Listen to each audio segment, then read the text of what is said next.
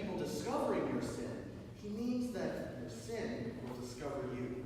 No matter how far you run, you can't escape from the consequences of your actions. Agatha Christie's And Then There Were None contains several characters that have committed the most heinous act a human being can commit, the act of murder.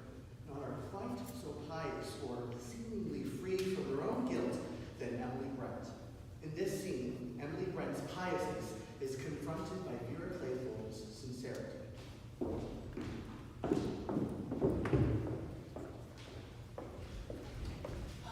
Unpleasant young man. Can't find it anywhere. Is something the matter? I'm worried about the general.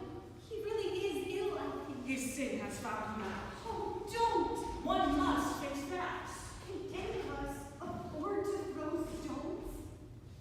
Even if his wife was no better than she should be, she must have been a depraved woman.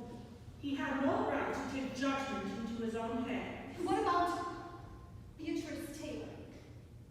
Who? That was the name, wasn't it? You are referring to that absurd accusation about myself. Yes. Now that we are alone, I have no objection to telling you the facts of the case. That girl, Beatrice Taylor, was in my service.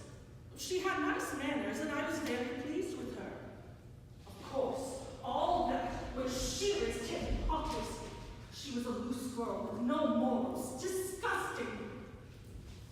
I found out soon later that she was what they call in trouble.